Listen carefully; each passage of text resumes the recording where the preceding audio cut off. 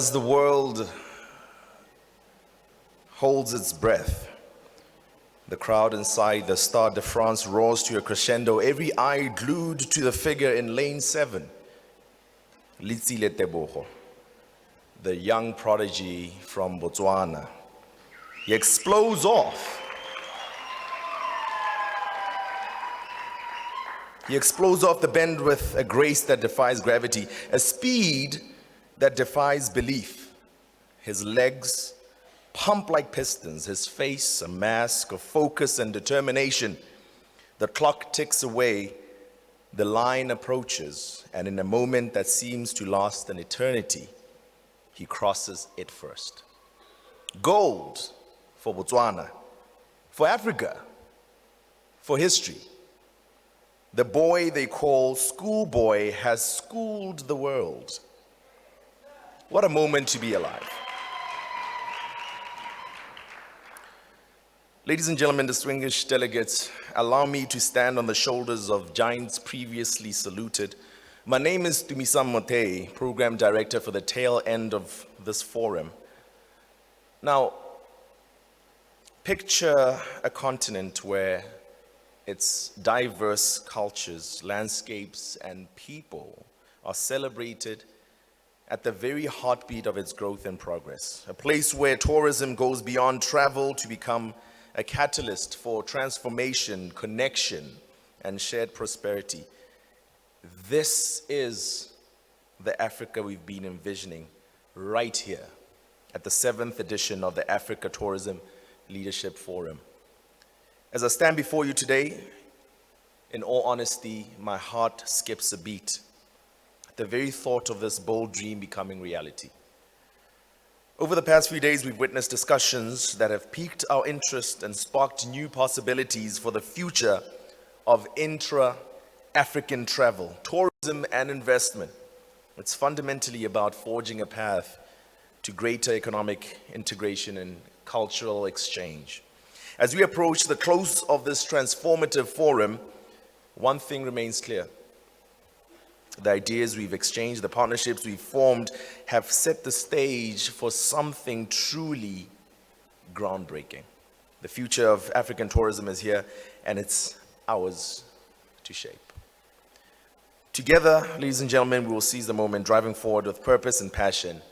And on that note, allow me to again welcome you to the 7th edition of the Africa Tourism Leadership Forum. Thank you so very much.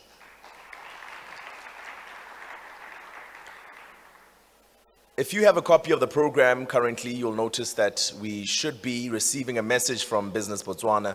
Unfortunately, that will not be taking place at this current moment. We will be moving forward with the program in welcoming to the stage the Managing Director of Pam Golding Tourism and Hospitality Consulting Pty Limited, South Africa, Camille Abdul Karim, who will give a presentation on creating a balance between Africa, tourism, accommodation, heritage, and culture. Ladies and gentlemen, with a huge round of applause that is akin to people that have had coffee and have woken up, welcome Mr. Camille Abdul Karim.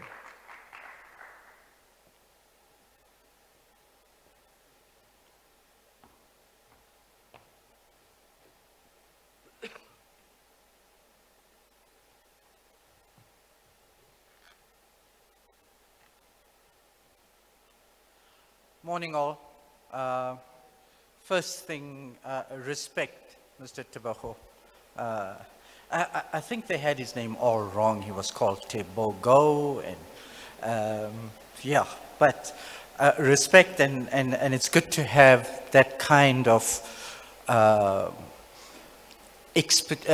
that kind of passion coming out. It's not just about running. It's more about running for Africa, for Botswana.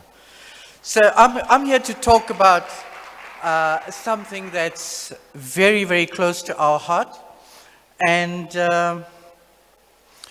it's a short space of time I've got, so I'm going to try and fit in as much as I can within this 15 minutes. Sorry, 15 minutes starts now. And it's about cultural and heritage tourism. You know, more and more recently in projects that we've been getting involved in, it's kind of, we have to create destinations.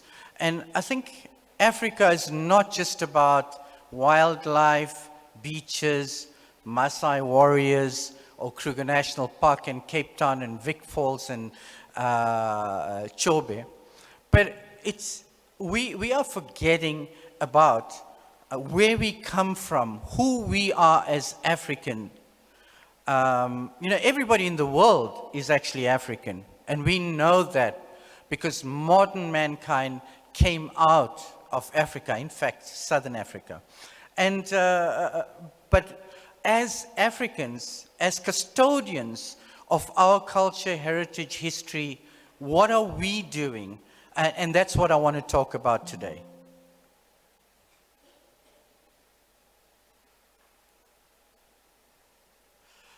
So very quickly, you know, some of these slides are busy, but I think it will be online, so you can look at it. But importantly, the UNWTO definition of cultural heritage, historical, and spiritual tourism. It's quite a complex kind of environment. I think when we look at cultural and heritage tourism in Europe, it's the Colosseum, it is Parthenon, it is that kind of stuff. And we also talk about the City of Love in Paris. But what is our culture? How do we fit in with this? And what are we missing out on? Because cultural tourism is such a powerful dynamic. And one of the things that I figured out, and it wasn't part of my presentation today, but it just so encompasses everything that we've been talking about free trade, about visa-less travel. That was the Africa that, so I have a timeline at some point and we'll go through it. Sorry, I'm going backwards with this thing.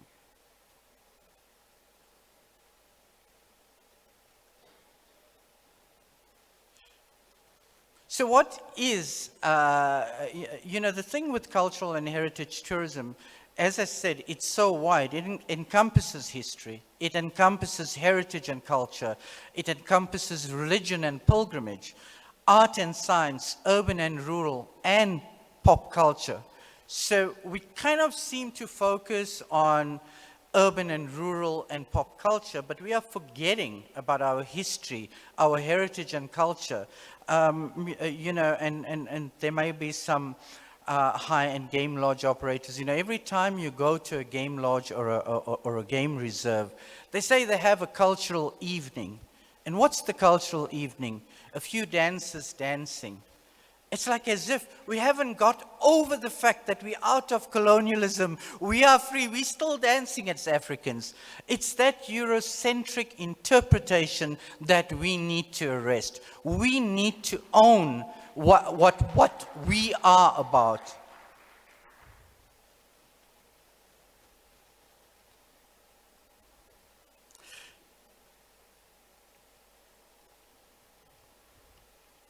So, COVID changed a lot of things. And even in the work that we've done, even getting up to this point in our understanding of cultural and heritage tourism, has been so influenced by COVID. It's like there's a decrease in business focus because people don't travel on business as much as they used to. There's increased leisure and incentives focus nowadays. I mean, last year, our Pam Golding conference was held in an amazing place in Turkey. And Turkey is one of the leaders at the moment in terms of pushing the cultural and heritage tourism aspect of their country.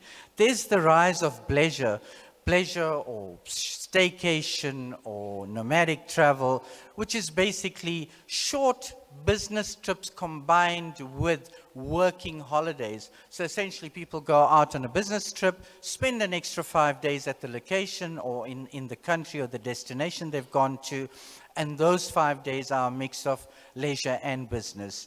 And that's that significant growth in that global nomad market. And then, of course, we've got something that has come out of COVID. It's kind of like the world has woken up. I want to go and see the wildlife in Africa. I want to go and see the city life in Dubai. I want to go and see the casino life in Las Vegas. But I want value. It's become more, I want an immersive experience, not just about, just the destination itself and the wildlife. We're looking for more than that. And it's all based around sustainability. So, just a quick digression from that. Recently, I was in Mapungubwe on a project that we're busy with in Mapungubwe. And I met a young couple there. They were from Paris. Young people that were on a pleasure trip. So they were actually working whilst they were at Mapungubwe. Now, it's not the easiest place to get to. You've got to fly to Johannesburg from Paris, and from Johannesburg to Polokwane, and from Polokwane a transfer of about 2.5 to 3 hours. And they did the trip. And that in itself tells me how powerful cultural heritage and historical tourism can be. So just in terms of some numbers, less than 15% of Southern Africa, so SA they mean Southern Africa, comes on cultural tourism to the country. France, 50%, Italy, 40%, and so it goes on. There's a reason behind that. Because we focus our marketing campaigns, we focus our marketing on those markets that we used to marketing in, which is Europe and the US, and of course now China and India are growing. But, look at every marketing campaign. I was just talking to my colleague there from Zimbabwe. There's something so amazing in Zimbabwe. It is these submerged buildings, which it's not anywhere on their, Great Zimbabwe is on, but it's not anywhere on their mainstream tourism program. In South Africa, for instance, we have Mapungubwe and we have the Cradle of Humankind. It's mentioned, but it's not at the forefront. And this is what the world is looking for. So coming out of this is we kind of, at this point in time, we have existing experiences. We are going to existing markets. We're still looking at the European markets, the North American markets. And even when new experiences come in, we are going to the existing markets. But my next slide will show that there's huge new markets for Africa, absolutely immensely huge. And these are the markets that we are not concentrating on. So first of all, local markets, that's your immediate market, your provincial or district markets, obviously then at a wider level, domestic markets. But here's the two big ones, the regional and international diaspora. What do I mean by that? So as an Indian, I'm not Indian. I'm African of Indian origin. So as a person of Indian origin, I belong to this huge thing called the Indian diaspora market. I've been to India and I felt like a foreigner in India. And, the whole Bollywood thing and the history of India, the split of India between East Pakistan, West Pakistan, and India itself. I know all this because the diaspora is teaching me. It's something that the world doesn't teach me, that the Brits won't teach me about what they did to split India. But I know this because of the diaspora. And this is the big thing.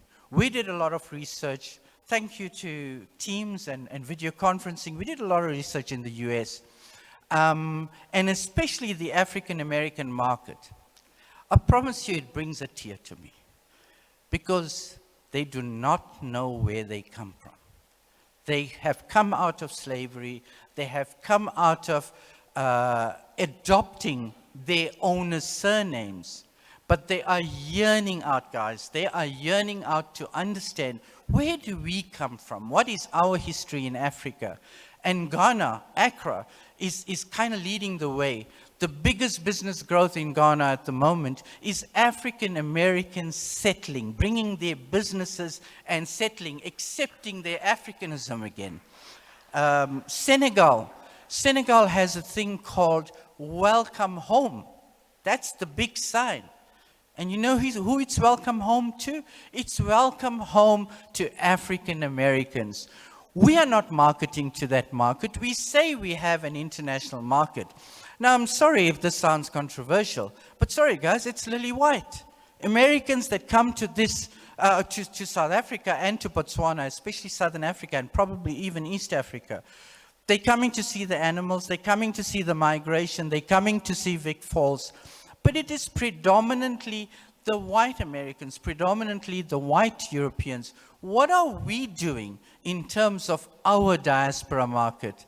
It's our history. It's African history. We are the custodians of it, and we are not spreading the African history. So we need to wake up, we need to own it, and we need to start, you know, I talk about a little later on, it's not about just challenging the narrative. We're tired of challenging the narrative. We've got to own it. It's ours. It's our narrative. And, you know, if we look at what's happening in the world today, if anybody watches Al Jazeera as regularly as I do, you will notice that Turkey has a major ad campaign at the moment on come and experience culture in Turkey. Of course, it has a lot of culture, but they're actually focusing on cultural tourism. And, you know, when we look at global cultural and heritage tourism, a lot of it is based on, as I said, Parthenon, on Taj Mahal, on Mecca in Saudi Arabia, obviously me being Muslim, and that kind of cultural tourism is more spiritual and religious, going for Hajj. Great Wall of China. What do we know about the real cultures of India, of China, of Greece? We have, in Africa, it's the opportune time for us to be able to showcase what we are about. At the moment in Africa, these are a few examples. I'm sorry I didn't put the Cradle of Humankind there. But yeah, we've got Great Zimbabwe, we've got Robben Island, we've got Mapungubwe, Lalibela in Ethiopia. But these are a few things. But even when we look at the kind of tourism marketing of these countries, you know, Zanzibar doesn't market Stone Town. It's there, you know, come and visit this historical town. But who knows the significance of Stone Town? And I'll come to that just now. We in South Africa are not using, I think Zimbabwe is the only one that focuses on Great Zimbabwe, but there's more to Great Zimbabwe than just the building. In South Africa, we talk about Mapungubwe, we talk about the Cradle of Humankind, but we're not, it's not in the front line. It's kind of, come to South Africa, come to KNP, come to Cape Town, and maybe you can go to Vic Falls. And yeah, by the way, like, you know, we have these amazing cultural or historical things. So, this is a map, and I'm coming to a timeline just now. But those lines of the countries, where did they come from? Because that's not Africa.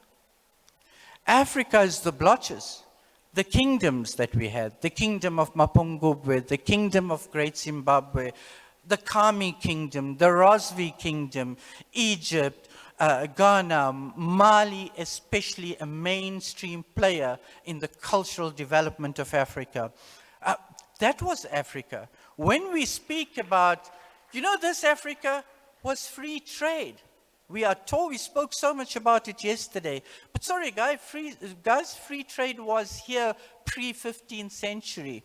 There were no visas. There were no borders. There were no boundaries. And what we have here is a term we call the future was here. We need to go back to that future. So this is a quick view of a timeline, and we've gone back to 3100 BC in terms of, it's not comprehensive in any way. Sorry. Oh, it's not, I'll have to look at it. All right. It's not absolutely comprehensive, but it shows you how Africa was developing pre-colonialization. And I think especially when we start getting to the 3rd century, the 4th century AD or CE, and especially the 8th to the 13th century was an amazing, amazing time in Africa. And then unfortunately something happened in the 15th century. We call it the colonial interruption. And that lasted. 20th century was renowned for independence. Yeah, and the Rainbow Nation was the last one in 1994. And that kind of sealed the, let's call it, the expulsion of colonization in Africa. And Thabo Mbeki spoke about this in that fantastic speech of I Am an African. So if anybody hasn't read it, it's available online. Please do read I Am an African. And, you know, if I had a dream, makes your hair stand on end. For us as Africans, I Am an African has to make your hair stand on end. And I think what he was talking about and the African Renaissance didn't happen. We now need to reclaim it. We need to reclaim the future. I'm going to speed up. Okay. There's a lot in terms of African architecture, and all of this together forms that culture, that history, that heritage. So, you know, to start off examples in Tunisia, this is from the 9th century, in Kilwa in Tanzania, 9th century. And how do I pause this? Okay. Well, anyway, these are examples of buildings. But I spoke earlier about owning, changing the narrative, and not just changing it, but actually owning it. So for a long time, the Eurocentric perspective on Great Zimbabwe was, it was the Zimbabwe ruins. Hey guys, it's not called Stonehenge ruins. It's not called Parthenon ruins. It's not called Colosseum ruins. But ours, which is older, was called Zimbabwe ruins. The Zimbabwe ruins, or Great Zimbabwe, was built between the 8th and the 12th century. It was kingdoms. Our kingdoms were different. Our kingdoms were not the king and subjects that were handling the fields. Our kingdoms were, yes, the king did live at an elevated position, but he was the leader of his community, and he stayed there because he had to look after his community. It's very different to subjects and kingdom. Ours was different. And I think what I want to do in closing in saying, if we want to understand the power of cultural tourism and the period pre-colonization, one, we've got to arrest this Eurocentric interpretation. It's our history, we're the custodians of it. Not rewrite it, let's write the right history. And let's imagine, guys, what if Africa was never colonized? Where would we have been today? Because Zimbabwe, or Great Zimbabwe, is in our terms in building, it's a 10-story tower. Sorry, Europeans were we're just about starting to emerge onto the 2nd floor in the UK. And we were building 30-meter towers. The digital experience, we have got so much of technology on our hands. We're busy with a project in Zimbabwe at the moment. And that's why I spoke a lot about Zimbabwe, because we've done a lot of research on Zimbabwe. But, you know, there's a place called Matobo Cave. Does anybody know what Matobo Cave is? Well, let me tell you what Matobo Cave is. It was a place where kingdoms met, Mapungubwe Kingdom met, Rosvi Kingdom met, the Great Zimbabwe Kingdom. They met periodically to discuss the problems of their kingdoms and how to look after their people. It was an AU back then. And inside the Matoba caves, there are these amazing cave paintings. And what we're busy doing, we are working with an amazing person called Dr. Weber Ndoro. He's at the UN Heritage Agency. He's Zimbabwean, one of the foremost guys on Zimbabwean history. And what he's doing is he's telling us the history behind the cultural painting. And what our digital guys are now busy doing is you'll walk into a museum and you'll see the cave painting. And then the cave painting comes to life. And as it comes to life, it tells the story that the cave painting was supposed to say. Tech and lighting. I've mentioned a story there, a thing there about the loom in Melbourne. If anybody knows that, the loom is probably one of the foremost examples at the moment where they've had a Van Gogh experience, artist experience, exhibition experience. And this is what we talk about, new experiences. We have so much that we have to present, but what the loom does, it takes a painting by Van Gogh and brings it to life. So as you walk in, you feel leaves falling in the garden. And most importantly, we have the ability in Africa to be globally unique. We have an African diaspora that's dying out to understand who we are, who they are. And when we say we, obviously people of African origin, who are we? And I think we are in a critical point where there's so many things. We spoke about the blue economy and so on. We talk about how to conserve today, but nobody talks about how Africans lived and interacted and respected even livestock in our pre-15th century history. Thank you.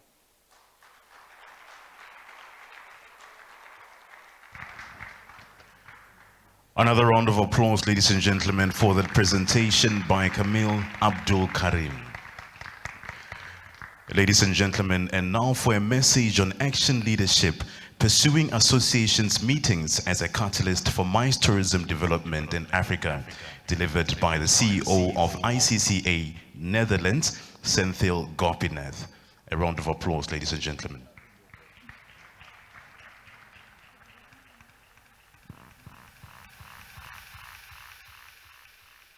Greetings from Netherlands. I'm honored to speak at this very, very important event, ATLF 2024. My name is Senthil Gopinath, the Chief Executive of International Congress and Congress Association. I'm glad to convey this message to the entire African industry, and congratulations to the organizer.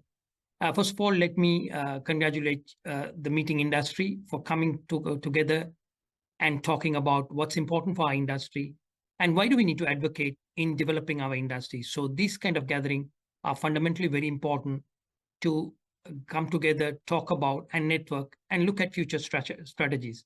My special thanks goes to His Excellency Mogwetsi Eric Kabetwe Masisi and his government for championing the growth of the industry. Congratulations. Policymakers of your caliber, really vital to develop the entire business events industry across the region and of course bringing rest of the world to the region.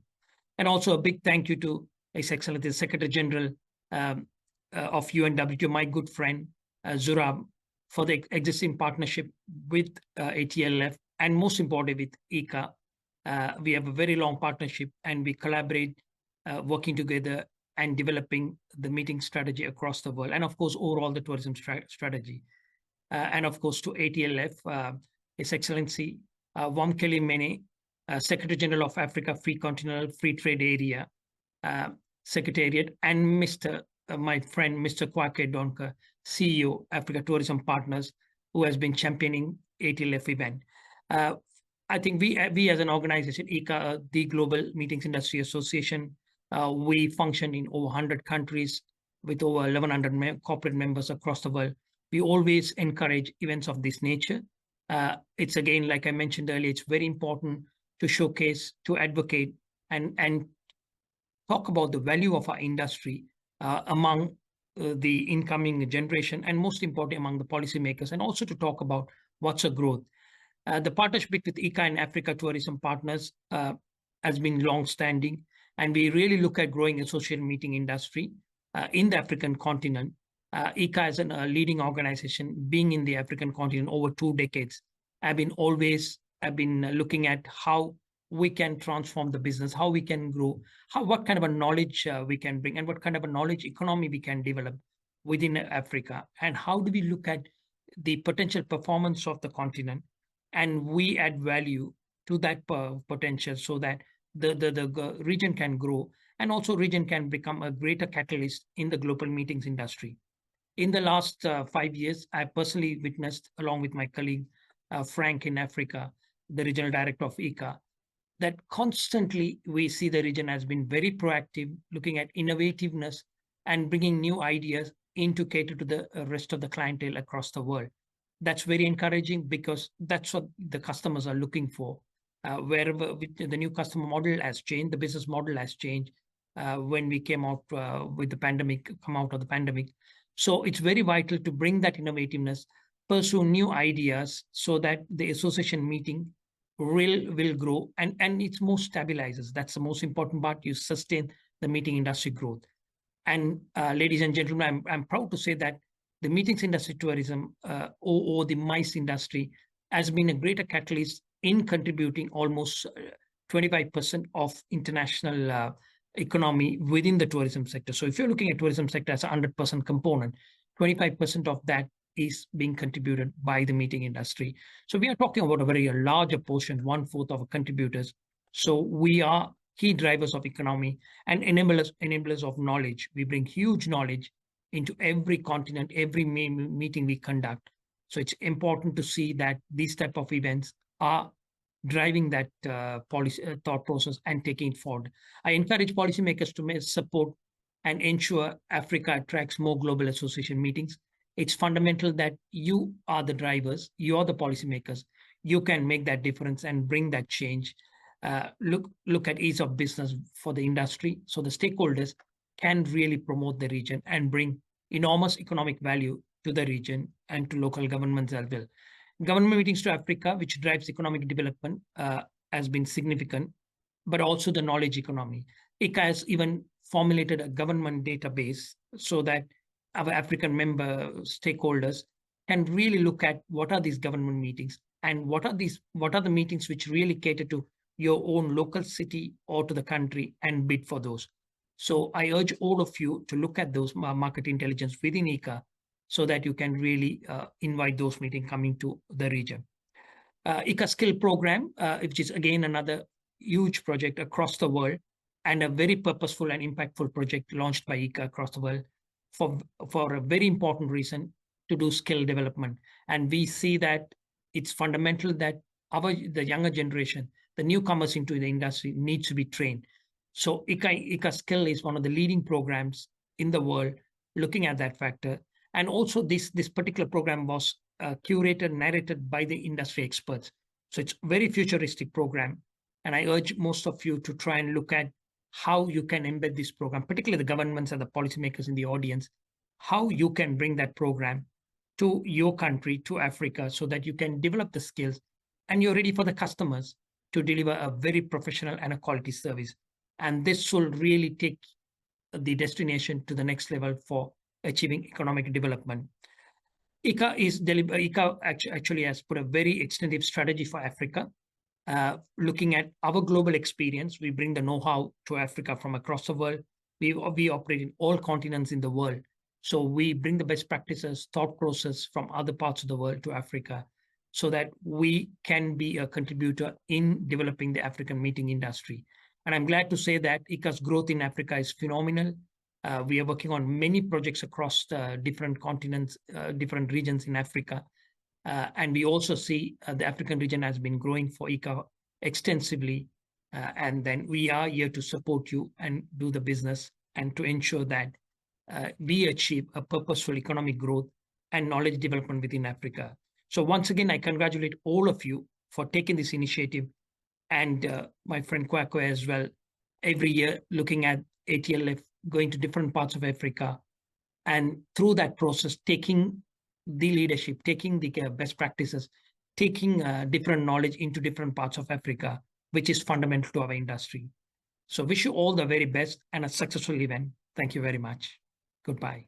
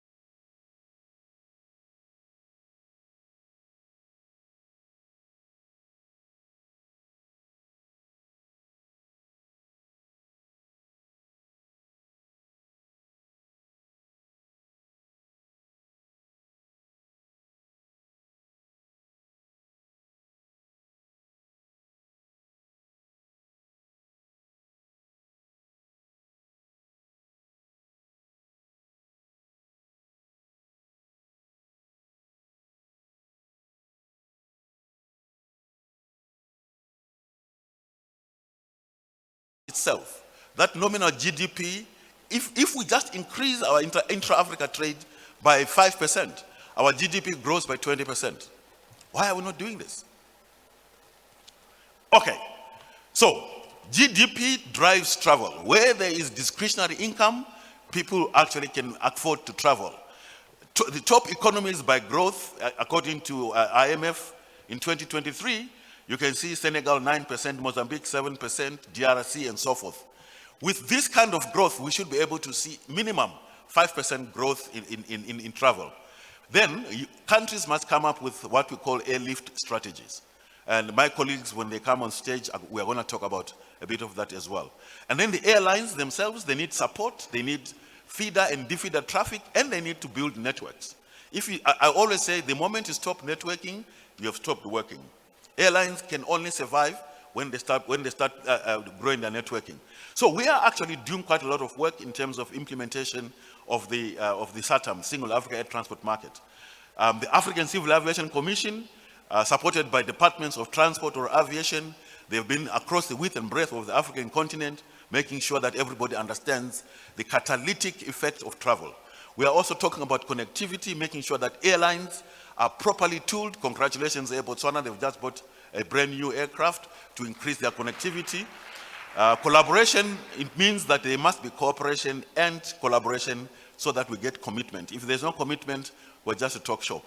We're also trying to make sure that we stimulate traffic by reducing costs, and obviously, we are also aware of the environment. What we say is, while you guys were busy polluting the globe and doing all kinds of things, extracting our minerals, making sure that we are poor and you are rich, now that you have realized you have polluted the world, you now want us to start paying the same price with you. Go to hell. You are going to pay yourselves. We still need to develop ourselves. So, we still have checks and balances. We have obstacles. In terms of reciprocity, if you want to come to my country, I want you to apply for a visa. Oh, you want me to apply for a visa? I'm going to make sure you also apply for a visa. So far, 27 countries in Africa allow Africans to arrive and get a visa or without a visa. 27 countries. Only 5 countries allow Africans to arrive without a visa. There's no requirement for a visa. Simply because we inherited what the colonialists did when they were in Berlin, when they divided us, and they said, now for you to travel to my part of Africa, you need to have a visa. Up to today, 2024, we are still applying the laws that were made by those guys in 1892, wherever it is in Berlin. Guys, come on, we have to wake up Africa. This is not what we need to do. Protectionism is also hiding behind sovereignty. We are talking about how the way forward in our airlines should be part of the policies that are being formulated in parliaments across the continent. And we must invest in aviation to make sure that the infrastructure that we use is actually appropriate. I can never believe why I still have to fill in an arrival form, ballpoint and pen, in 2024, when my passport has got a barcode. Okay. How do we get there? So we spoke about the challenges. I don't want to focus on that. We are going to talk about the demographic dividend. Colleagues, 1.4 billion people, 65% of these people are under the age of 35. How many of you in this room are under the age of 35? Look around you, look around you. This is the future. Now, we need to make sure that these guys become part of the solution. Now, here is what I want to leave you with. It's not Lily White. This is now Michelle Obama talking about a very simple thing. Instead of letting your hardships, that's what I hear a lot. Oh, this is so difficult and this is painful. Instead of letting your hardships and failures discourage you or even exhaust you, let them inspire you. Let them make you even hungrier to succeed. That's what you need to do. Lulu, would you like to join me, my sister? Now that I've taken 10 minutes of your time, please come and join me. And when she comes on stage, I want you to stand up and actually clap for her. This lady is doing amazing things in a very short space of time since she took over as CEO of Air Botswana. Up, up, up, up, up. That's it. Yes.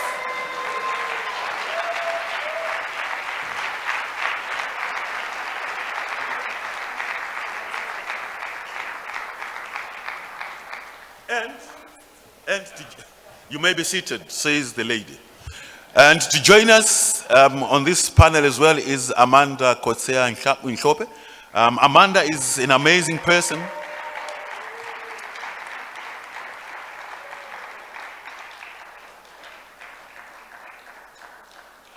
Thank you, Shei, for standing up and applauding Amanda.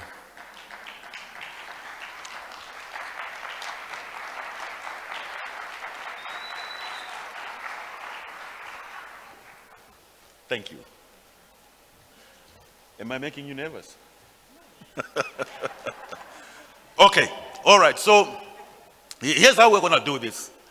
I just want to give the ladies 1 minute each.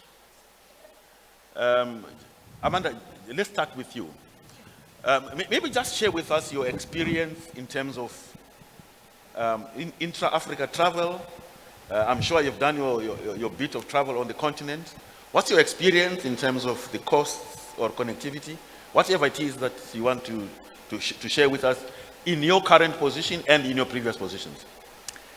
Thank you so much for the opportunity again, and it's amazing to be amongst family, so that's why I'm not nervous.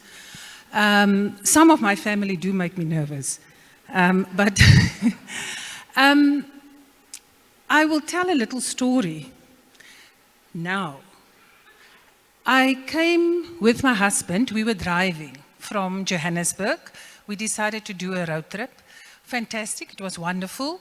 And we are staying for 2 days extra because according to me, a conference, you bring a company person. That's the power of a conference. So you bring extra time and extra money and extra people into the destination. And so I didn't make any arrangements for beforehand because I thought I'm at a tourism conference. It's going to be easy to go and see what, the president is telling us to come and see at his country, because last year I was here. And Mr. Google, Dr. Google, whatever, and wanted to go to the Okavango Delta, because I thought, that's something, I've been from the other side, close there, but not there specifically. For 2 people, and it's in dollars, but in South African, so I need to say in South African rand because I'm unemployed. I think it's something like 40,000 rand just to fly. For how many minutes? Very little minutes. Because it's in dollars, because it is reserved for the foreigner. I talk to airlines. That's how I feel. And it's not just here, it's across the continent. So if you think of, you want to take extra time, and, it is so affordable for us to do stuff on our continent, to do tourism.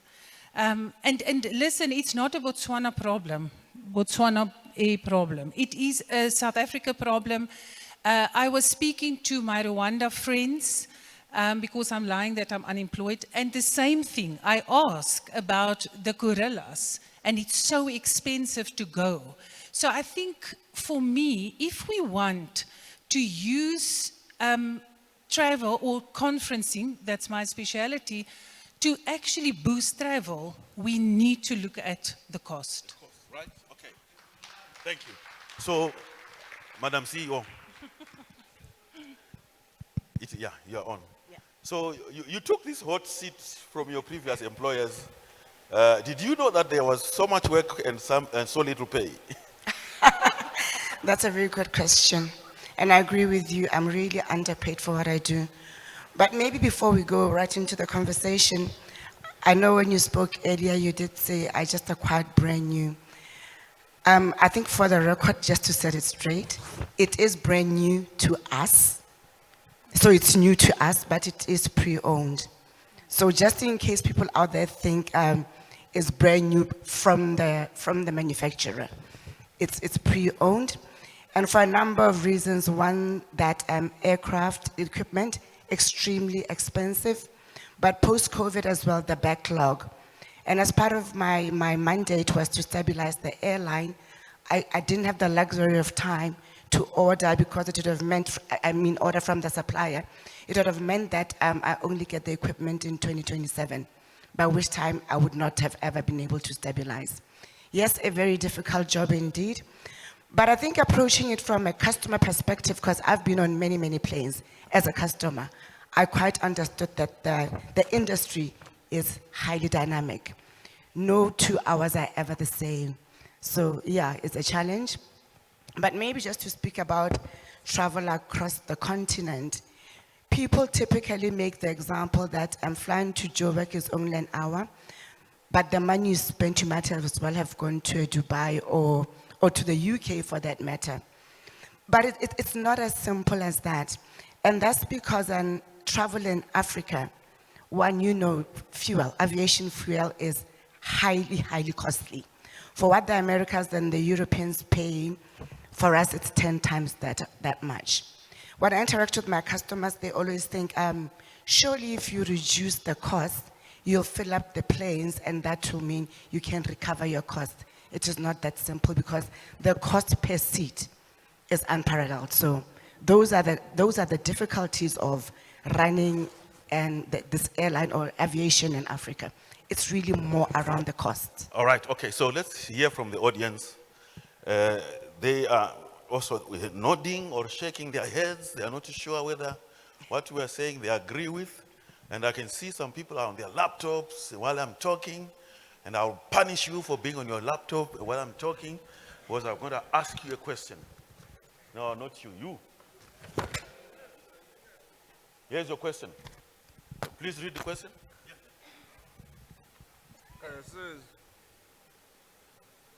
Your handwriting, mate. Your handwriting. I normally get told my handwriting is that of a doctor since I do conservation, but I can read only a portion. Do you mind restructuring it? Where would you like to travel to if money was not a problem? Okay, fine. Let me start. The best destination, Africa. As a whole, I'm a Pan-African by nature, but I'm going to break down a few attractions. We were talking about Zimbabwe, the great empire of Zimbabwe. Dombo Shaba, the stone ruins. And then we have another place called Mapumbungwe. Yes, I only want rich, culturally diverse kingdoms within Southern Africa.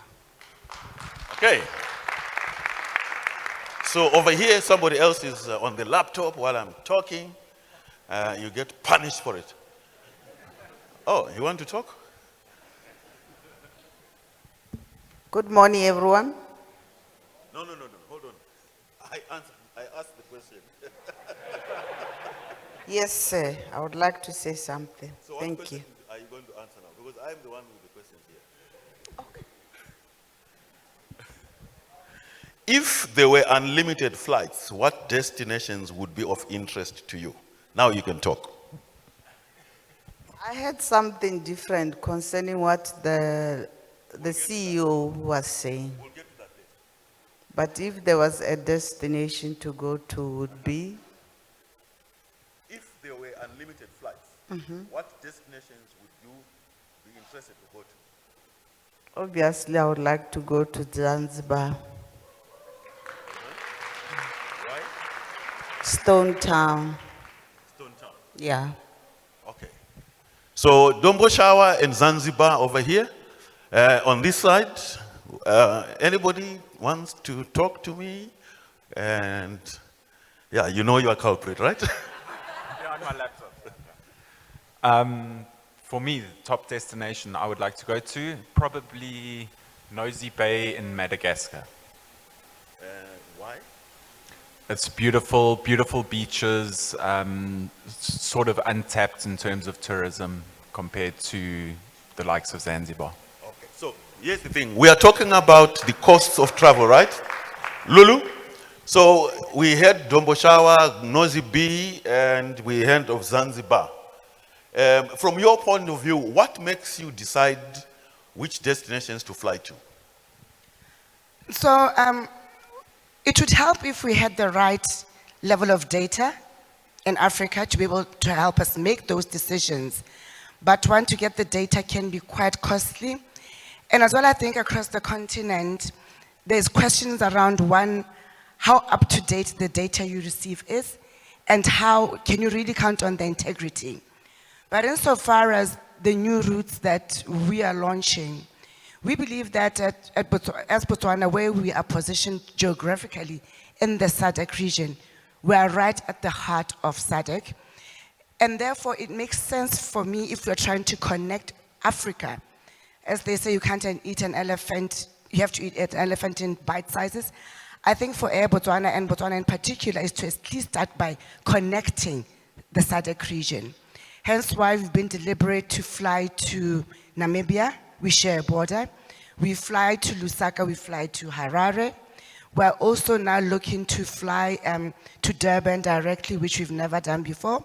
We are already flying to Cape Town. We are also looking to fly later on in the year to Mozambique and potentially into Angola, so that we can really dominate SADC. But over and above the countries, it's more around tourism and how we enable tourism. So you'll see with some of the cities that we've picked, it's taking into consideration that when your overseas tourist comes into Africa, that they're not going to just come for one destination. Typically, on average, they're going to want to touch three places in the region.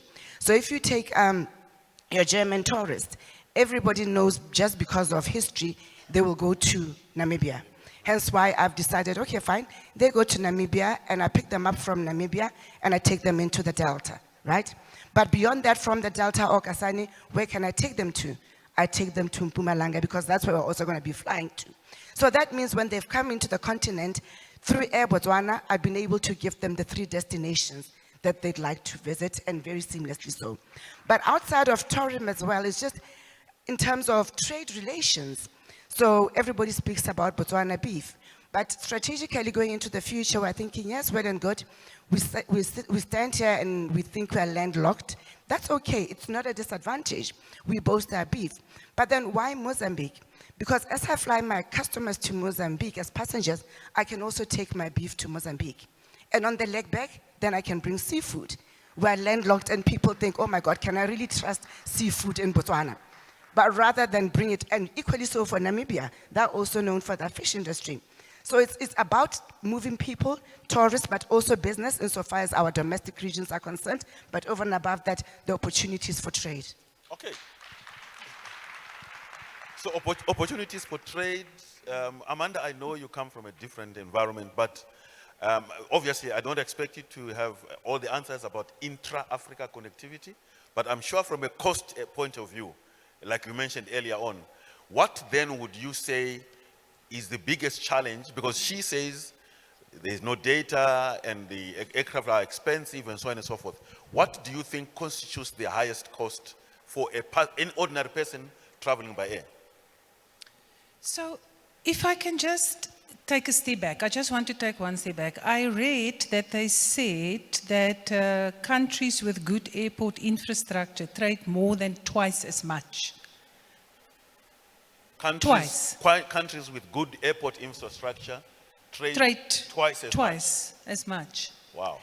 So if it says that about airports, airports are there for airlift, isn't it? Yes, for yep, the air. Yep. So I think that by itself says that if we don't have the infrastructure and the connectivity, of course, and I agree with what Lulu's saying about the cost. The cost to keep that plane in the air is a lot, and it is double. I mean, I read all of those things as well, because I fly in planes, I don't fly the plane. So the thing for me that I think the opportunity, the barrier, so I will use another example. In May 24, we had International Child Neurology Congress in Cape Town, South Africa. And there were no Africa delegates, or very minimum. It was all international delegates, because they couldn't afford the time and the cost. So I think the cost is also taking much more because we have to take 3 or 4 planes. Christian from Rwanda, that is now my boss, he had to fly from Italy because he had a business meeting in Italy. To come here to Botswana, he had to fly in the evening in Italy. He arrived the next day in the afternoon in Botswana, via. Wow. You know, and also, I think we were talking about the visas then, you know, and the visa, the transfer visa. I mean, a transit visa. I mean, like, why? Why can't you just walk in, you know? And and I'm talking when you are going for a business meeting. So for me, the extra cost that you put on because of the way that we get their time is money. Can I just say, there's no thing as Africa time. That's why we're poor. Okay, all right. So the costs are a challenge, yeah? And then the aeroplanes themselves, Lulu, are also a challenge. But are there any success stories that we can talk about on the African continent? Maybe when you talk to success stories, I'm going to tie back to your comment on airports and infrastructure. So airlines and their success are really based, to your point, on the infrastructure on the ground. That is the airports, airport companies, your aviation authorities. And collaboration is very key for us as Africans. We can't do it alone. I know every government has got an internal view in terms of first you deal with your own issues before you go out. But maybe let's look at Ethiopia, for example, as a success story for Africa. And I say this very, very confidently because contrary to what people might think, one might think that Air Botswana feels like it is a competitor. I don't believe that. I think at the end of the day, we're Africans and we must all win together. So when you look at Ethiopia and the foot traffic just at the airport in Addis, that airport in itself is a whole economy. It contributes very much to the success of Ethiopia as a country. So the relationship between what an airline can do for the country is not a linear relationship where you look at the airline and say, because you have so many people on your aircraft, therefore you must be making profit. You must look at how the airline contributes to pockets of the economy. So when you look at Ethiopia, they boast what? Leather, I think, Yes, and yes. coffee. We have diamonds, we have all these minerals. But invariably, when people walk through the airport in Addis, they're going to buy the coffee. You're going to buy somebody a leather pouch or whatever it is. So already, you are promoting their local products. So I think that's how we must look at this. It's much bigger than just putting planes in the air. And it's not about luxury. Air travel is a necessity. Amanda is dying to say something. Yes, I want to add, I always said when you are, when South African Airways flew all over the world, my issue always was that exactly what you are saying, Lulu, about marketing. You are the first point of entry. As an airline. As an airline. The fact that you have the flag, that tail, that land in wherever you are, that is the first part of marketing of a country. So what is happening on that plane, how it is happening, is all part, you know, yes, it is expensive, but you are willing to pay when you know that where you are going is marketed the way what you expect to get. And I think for me, airlines, and it's so true, play such a huge role in destination marketing. You know, from when you are that person that take, you know, I was always say in America, you get there and it's the Americans that get you on the plane and they are not friendly. But it's my plane, my country. Why are you not a South African when you are standing behind that desk in New York? Okay, Amanda, so I'm going to be a little bit controversial here. I hear you talk about countries and national flags on tails of aircraft and so forth. I'm here with my brother, Joe. Joe, do you think every country should have a national carrier? Well, it depends. We are talking about Africa. We are talking about a developing market. We have a challenge in the fact that we are talking about intra-African connectivity. And if national airlines like Air Botswana don't do it, nobody else will do it. Because private airlines will only be looking at profitability.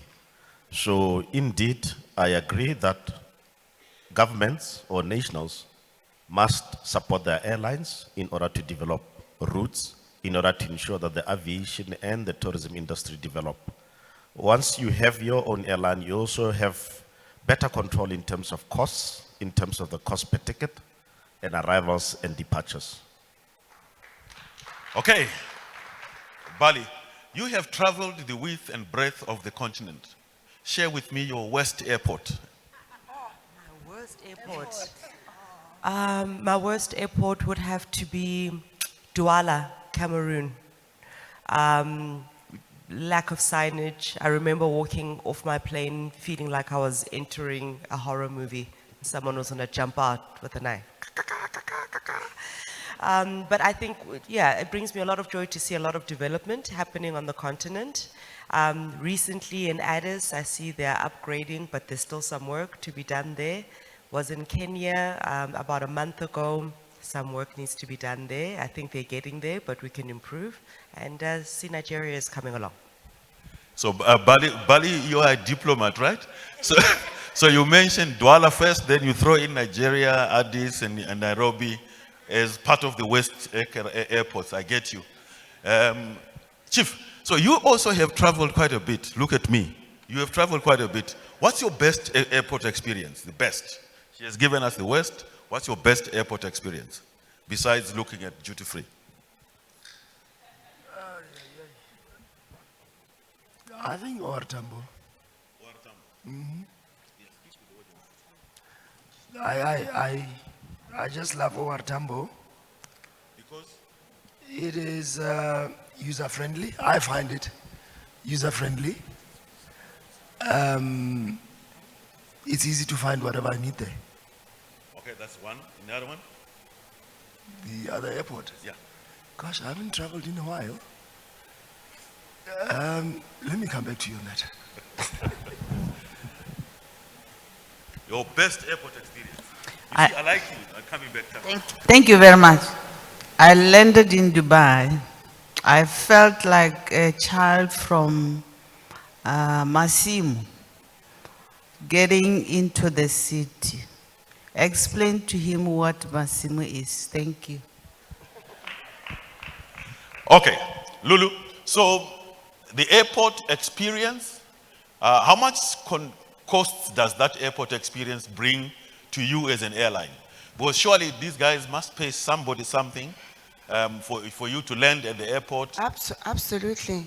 So typically when customers purchase tickets, they obviously just look at the bulk amount they're paying. And when you look at it, because you're purchasing from Air Botswana, you're likely to think this ticket is very expensive. But when you look at the base fare in terms of what I collect, vis-a-vis the taxes and everything else, the taxes typically contribute towards 20% of the air ticket.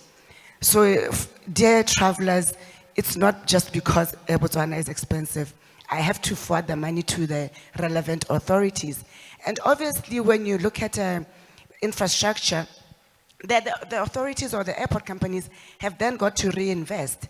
So the more beautiful and the more attractive the airport is, the likelihood is the more that you as fare-paying customers are contributing to that. It's unavoidable. And especially because we operate in very highly regulated environment. So those investments in terms of infrastructure, your security, your CCTV cameras, your scanning machines, it comes at a cost, but it's an unavoidable cost. So, in other words, apart from the little that you collect, everything else goes to other service providers. Yes. Amanda, did you know that? Of course. You know, because when you see on your ticket, it actually says that. And I always look at that and think, wow, you know. And so for me, I think one of the things is that we need to have integrated discussions. I want to ask, where are the transport players, you know, in this forum? I'm just saying, because I don't think they don't see themselves, you You're know, as absolutely part of correct. tourism. You're absolutely correct. Is there anybody here from the Department of Transport for any country? Deputy Minister, Permanent Secretary in Transport? Not on a Friday. They don't come to conferences on Fridays. They're playing golf. Yeah, I suppose So, Yeah. Amanda, let's check this a little bit further. Yeah. So, because you see, Lulu is really eager to serve you at a cost-effective and cost-efficient manner, right? And you are saying when you look at the ticket, you actually see a plethora of other charges and so forth. Do you feel cheated because they tell you that there is a security fee that has been collected, and you arrive on the other side, your bag has been pilfered? So what security are they talking about? You know, I mean, we all know sales is about demand, you know. So I think that's why I'm saying integration. If we want to, and you know, the thing for me is about marketing the country as a tourism destination, marketing the country as a trade destination, marketing the country as a conference destination. It's not silos, you know. Trade and business is a catalyst for tourism. There's no doubt about it. It's very little the other way around, by the way. I don't go to a tourism destination or to have a holiday and think of, you know, business necessarily. But having said that, and that's why travel is sometimes a better term. But I think for me, if we are not, and we need to see ourselves as co-opetition, I just want to say that if Botswana Air, if I get onto Botswana Air as an African, I'm an African. You know, Botswana Air is mine. Okay. You know, so I want to say that I think yes, you feel cheated, but if we can not be in silos and we can actually all talk together to see how do we work, you know, through these costs to make it more cost effective, you know, by maybe come up with good plans. So now I have 2 minutes. Yeah, I don't know okay. what you want to do. Do you want me to give you 1 minute, and then audience 1 minute? What do you want to Yeah, do? that's fine. Okay, take your minute. So we are speaking about intra-Africa travel. Uh-huh. And I think before we even go intra, it must also be how as a country internally we operate. And I want to make reference, I think, to a conference earlier this year, and I'm not sure if it was Joe or Lily who spoke about it. So you speak about a tourist coming into the country, but do our immigration officials also appreciate this is a tourist? Do they see them at the same lens as do our police, our authorities appreciate that this is a tourist? Okay, Yeah. okay, good, thanks. Hashtag summary, hashtag, because I only have 20 seconds. Africa for Africa. Africa for Africa. Okay, colleagues, Africa for Africa, if you're going to take anything out of this conversation, take this with you. To be is to do, and to do is to do now, because tomorrow might never come. Thank you. Thank you.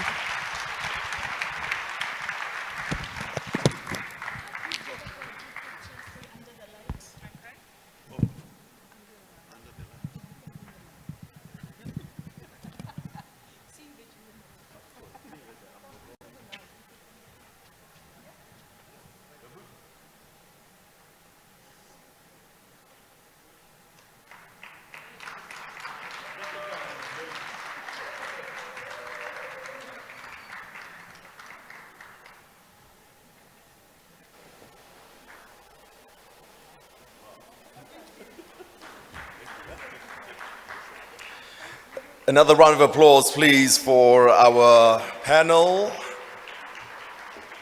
Really, really animated and robust conversations that you had there. I think it was Susan Sontag who said that I haven't been everywhere, but it's definitely on my list. I think if I recall correctly, those were the words shared by the said speaker. I'd like for us to continue. I mean, there's a lot to weigh in on. There are some very, very interesting take-homes from the conversation that we've just had. And I would like to actually, on the sidelines of this forum, get to find out where you would like to go around Africa, and whether you would consider some of those places worthy of being noted as wonders of Africa. Even right here in Botswana, you know, we have places that oftentimes are cited as being those wonders of Botswana, the Okavango Delta being one of them. There's also the Louvre du Desert. I don't know if any French speakers here in the crowd. I hope not, because my French is terrible. But we have the Louvre of the Desert, that is the Tsodilo Hills, the paintings that one is able to enjoy right here in Botswana. But there are other unfound, less traveled places that I'm sure that would make the list. So I do encourage you that as you do travel, as you do converse with some of the people that are assisting you to discover Botswana, you're able to have those conversations that will expose to you some of the wonders beyond the Okavango and other iconic places that we have. Allow for me to continue with our next moderated session, and this session will be led by Dr. Alois Nzuki, who is the Executive Director of Touchwood Consulting Limited in Tanzania. If I may please have you come on stage, and the conversation will be specifically looking at people, planet, and prosperity, triple P.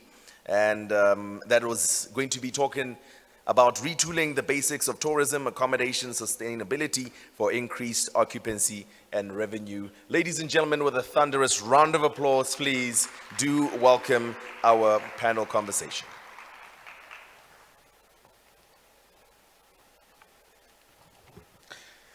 Thank you so much.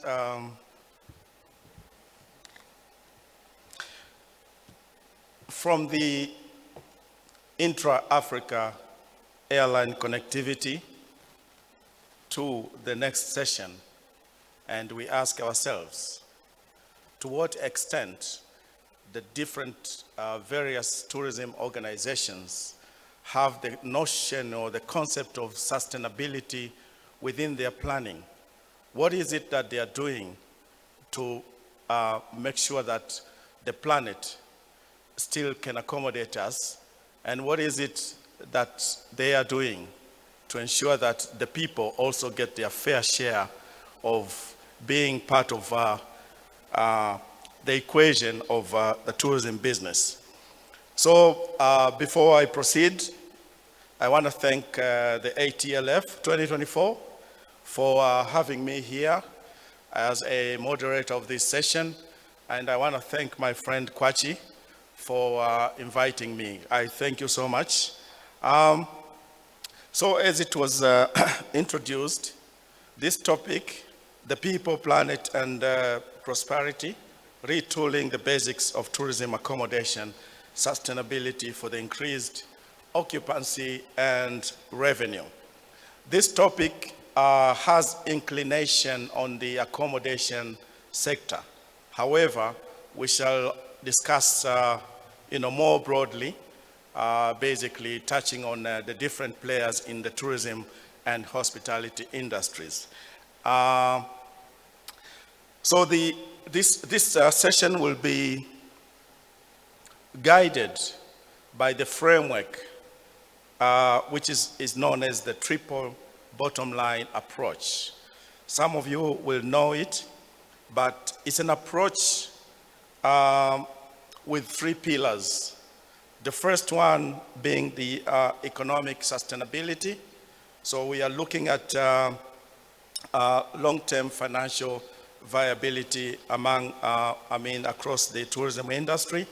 So we are talking about tourism development that brings economic benefits to the local communities and stakeholders without depleting the resources. The second pillar is the environmental sustainability, basically looking at tourism that operates in harmony with the environment, preserving the natural resources and reducing negative environmental impacts.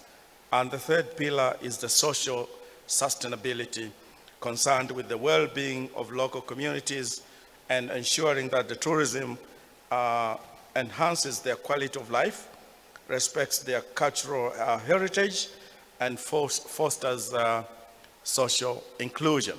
So basically, the triple bottom line approach or framework promotes the idea that tourism should be profitable, environmentally sound, and socially responsible. So by balancing the three dimensions, tourism can foster long-term sustainability, benefiting local economies and ecosystems and communities. So this session is to recommend measures that are going to ensure that there is a correlation amongst the people, the planet, and prosperity of tourism business, notably the accommodation sector, for the enhanced revenue. And I know some of you here represent the accommodation sector. Anybody who owns or manages a hotel, please, could you raise your hand? Because I want you to also join in this conversation. Thank you so much. I'll give you the time at some point to also share your experience of how you balance these.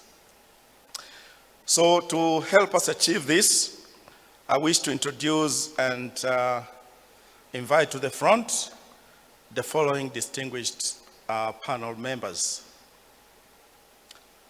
First of all, may I invite Leanne Beck. Leanne Beck is a tourism specialist advisor.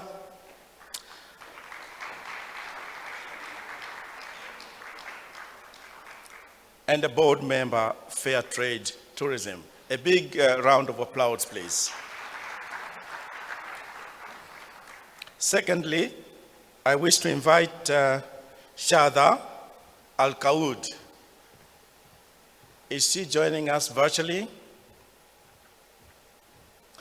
She's a founder of Emperality Sustainable Consultants and FinTech expert from UAE and Saudi Arabia.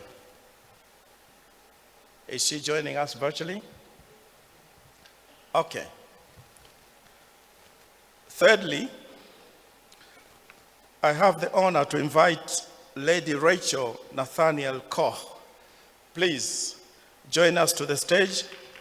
She's a board member of Namibia Tourism Board. And I'm gonna give you both, or I'm gonna give you all time to introduce yourselves in great deal.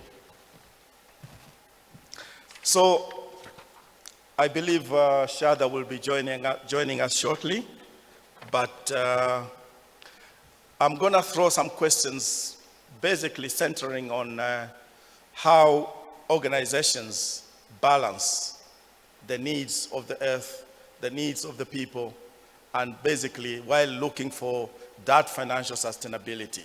We are looking at that balance. This is what it is. This is what this session is about. So I will throw some questions to the members of the panel, but I invite the audience also to share their experiences when that time comes. So without further ado, I will now take the seat and begin the conversation.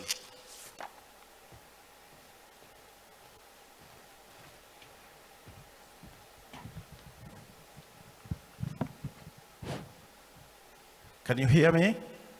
Great. Am I not the luckiest man on earth today to have these beautiful girls flanking me around here? Yes, men, please, a big round of applause for men. Thank you so much. So you are welcome. I will ask you, each one of you can answer these questions, but before you answer the questions, you will then introduce yourselves in great deal and then proceed and answer the questions. So let's get started. I have a question here. In what ways can the industry exploit sustainable tourism practices to improve the bottom line, that is the balance sheet, and the well-being of the local communities in Africa? So that is the question that we are going to address firstly, and allow me to ask you, Leanne, to begin the session, please. Thank you, Alois. And dumelang, everybody. So from a sustainability perspective, and thank you for having me here, and I just want to say that from a sustainability perspective, this is something that I personally have been passionate about for a long time, so from like the late 1990s. And I was involved with an entity called, I am involved with an entity called Fair Trade Tourism right from the late 1990s in helping them establish a system and a program of actually certifying businesses that are acting responsibly. And it's been a very interesting journey because it's been a very long journey. I mean, we're in 2024 now. And yet I would say it's only now, although we've been talking about it for more than 20 years, it's only now that the penny's starting to drop. And the penny's starting to drop and businesses are starting to realize that, oops, this is a business imperative. And it's not just about not having straws or plastic bottles. It goes way beyond that. It's extensive in terms of what sustainability means for a tourism business. And I'm going to just ask, from a show of hands in the audience, does anybody know about the EU regulations? CSRD, anybody heard about that acronym? I've got one hand. How many of you operate in the tourism industry? Nobody. Okay. I just want to tell you that if you don't know about the CSRD, you should find out about it quite quickly. Okay, so this is actually regulations, and it's actually anti-greenwashing legislation that's coming in the EU. And you can say, but we're in Africa, and this is not the EU. The thing is that EU businesses have to report on, there's basically legislation coming their way, it's going to be implemented from 2026, that requires them to report on their sustainability initiatives. And one of the biggest sectors that is going to be impacted is actually the travel and tourism sector. And it's not just about what a business is doing, it's what's happening in their supply chain. So we are supplying to the European market. And there's all these implications that are coming about what we can say about our businesses. We actually, do you know, you can't actually call yourself green. You can't actually, if you are wanting to sell into the European market without some sort of way of proving that you are green or that you're sustainable, you can't use these words. So this is where things like regulations, systems that are put in by countries or by entities, minimum standards, adherence to standards, proving what you're doing becomes more and more important. So it's a bit of a wake-up call for all of you who want to or do play in the industry. But on a positive note, I'd like to say that a lot of what we do in Africa, a lot of our products, a lot of our tourism products are inherently sustainable. We do a lot. We do a lot to support people. We do a lot to support the environment. We're just not reporting on it, and we're not consciously thinking of it. And it's something we need to elevate within ourselves. We're going to have to think more about we've got to be more conscious about it. We're going to have to be more clear about what data we're collecting and how we're reporting it, who's reporting it for us. And that goes from a micro business right up to a big business. This is not for the accommodation sector only, guys. This is for all of you. For the small trip operators, for a tour operator, it's for everybody, and you've got to think through your whole value chain. So it's a big wake-up call. It's coming. I call it the steamroller's coming. And we can dig into a little bit more deeper just now, but I'm going to pass on to Lady Rachel. I think I've taken a bit of time. Thank you so much, Leanne. You have brought up a very valid point most of these countries actually do get their visitors from Europe, and therefore they need to comply with what is happening in the European context. If they can't do that, they'll be throwing themselves out of business. So this is a very valid observation. Over to you, Lady Rachel Nathaniel Koch. I hope I've pronounced your name correctly. Koch. Koch. Yes, Thank a you. typical German name. Somebody mentioned Namibia was previously colonized by Germans.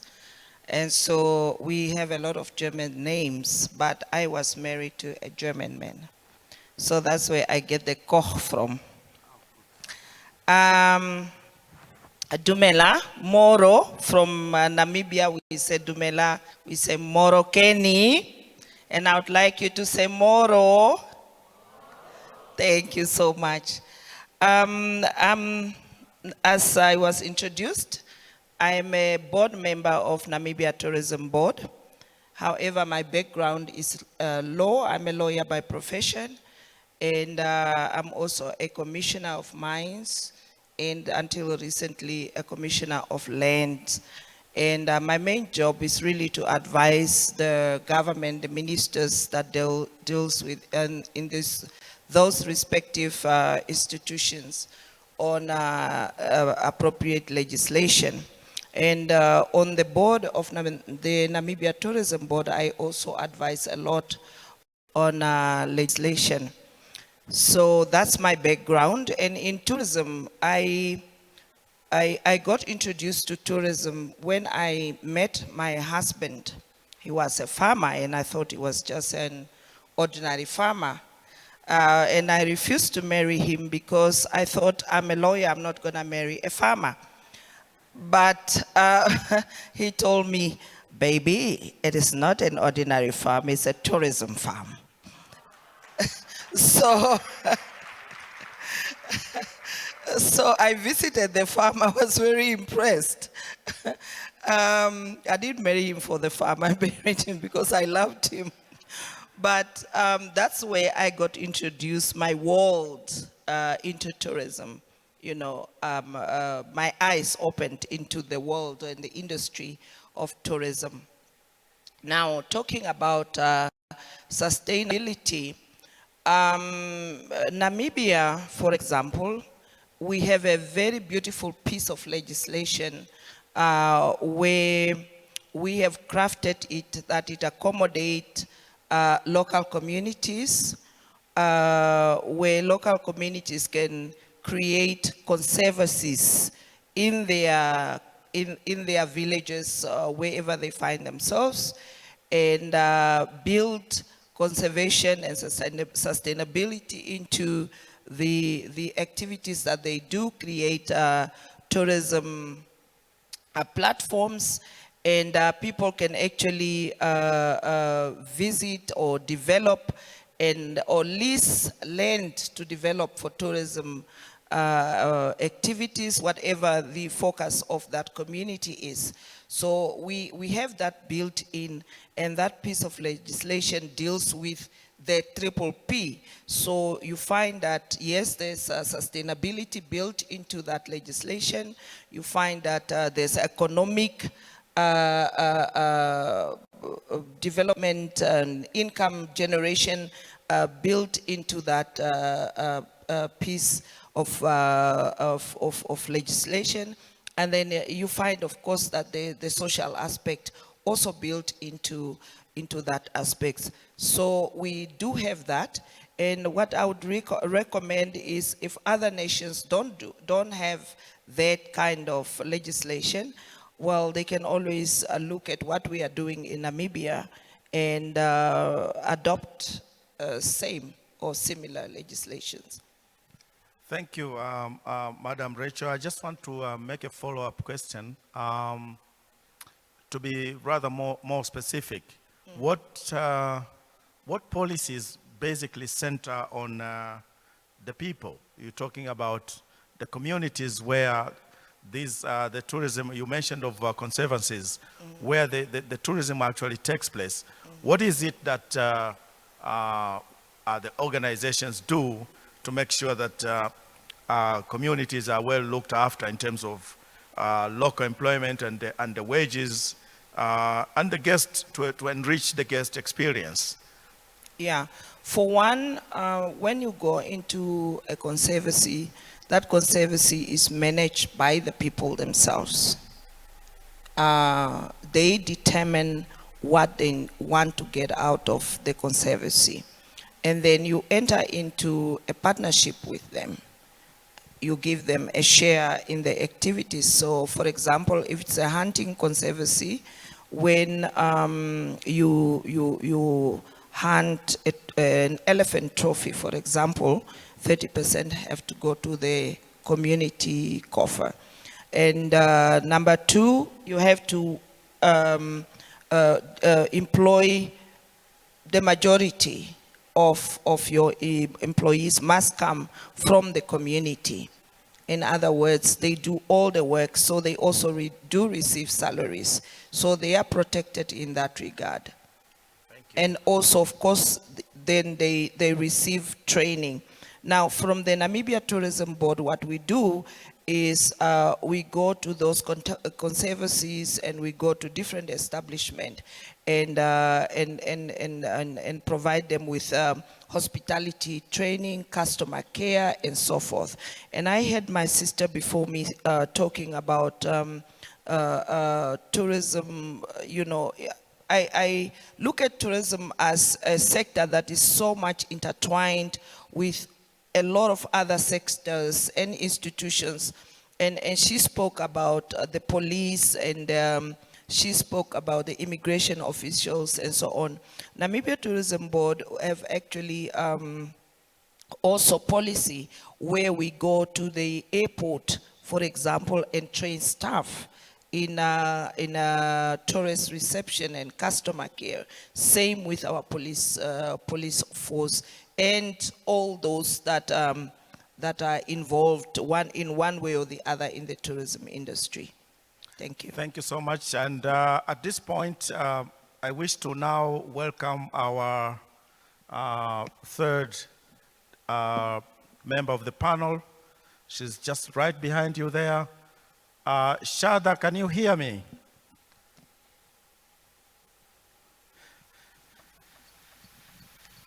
Can you hear us?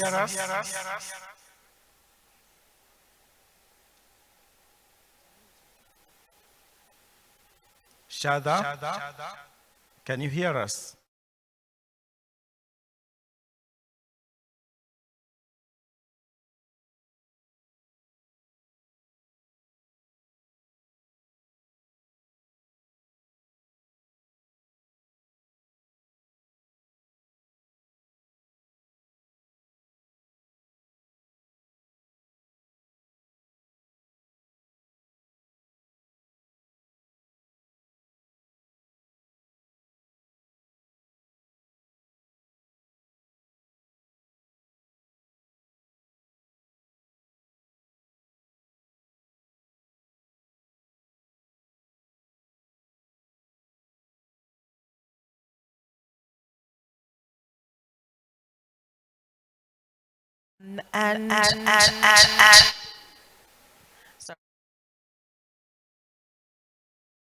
or any business, but we're talking about tourism because we're here, needs to ensure that people are respected, and that's the core of what it's all about. It's about respecting culture. It's about respecting heritage.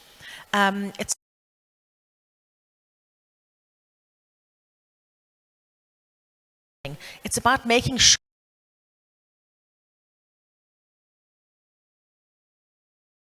take away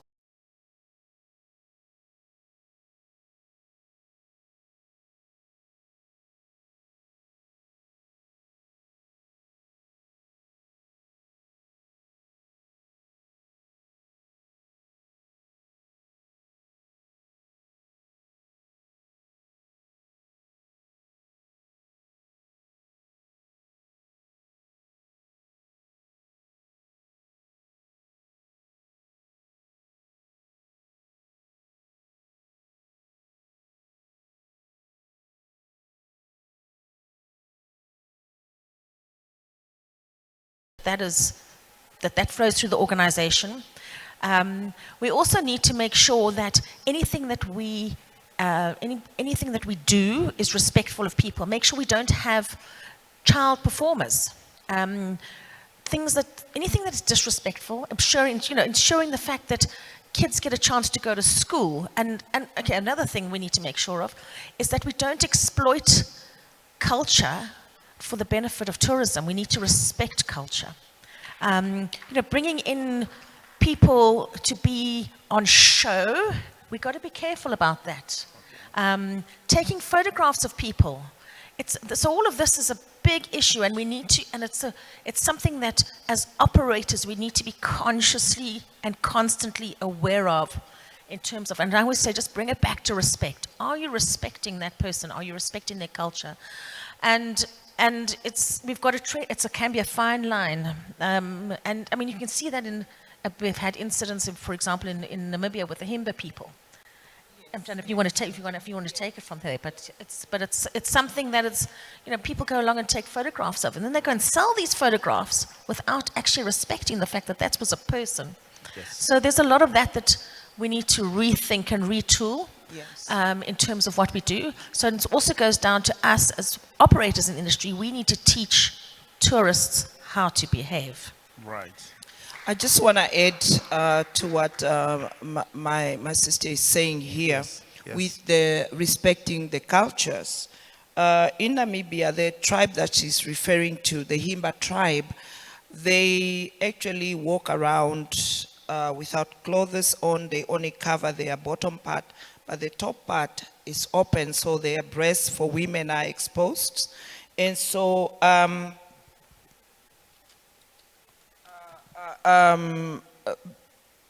couple of years ago, there was a lot of tourism going to the Kunene region, and the attraction was their breasts, because they could go there and take pictures. They've never, most European men maybe, admire female African breasts, and they go there and, no offense to European men, but I'm talking about a true story. And they used to go there and they will take photos of these women bare breast. And these photos actually found themselves on the dark sides of the internet. They are actually used as material. So Namibia have to find a way to protect the culture of the Himba people. For them, it's just culture. It's not nakedness.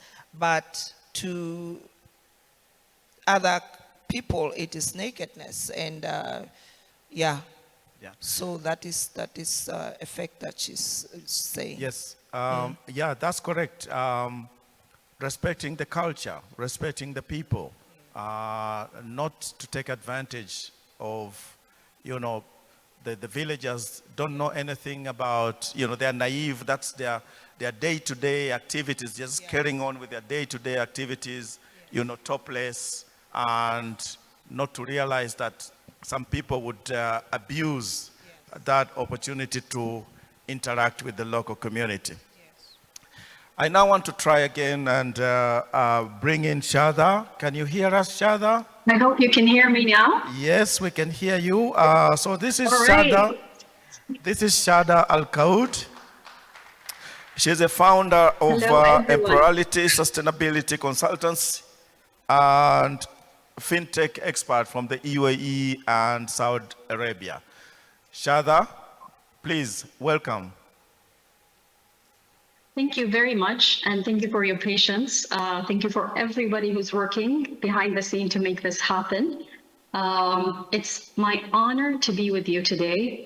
I am really humble and grateful for this opportunity. I have been visiting Africa often this year, and I've met wonderful people that truly represent the continent and the true meaning of what it be to be African nation. I'm going to go back to your question, which I was not able to address, and kind of put a little bit context within the triple Ps that we talked about. So the triple bottom line is an actual measurement for the business success. It enables organization to consider the economical value. It operates under the premises that while companies are committed to creating value, and specifically financial value and economical value, they are also simultaneously engaged in processes that can diminish or deplete specific values. And this is why the triple bottom line is a concept that extends beyond the company's net earnings to include the social and environmental spheres. Now let's dig deeper, because we started using the word sustainability a lot, ESG, corporate responsibility. When we talk about ESG, the environmental and social governance, this is the consideration about the criteria necessary for assessing the company's impact and sustainability practice. So when we talk about ESG, we talk about impact. And here, I know it was discussed about the importance of these disclosures in the European Union. It's also in America, there are different standards for a different industry. But why is this really important? In the context of impact, we define ESG as a framework for non-financial indicators.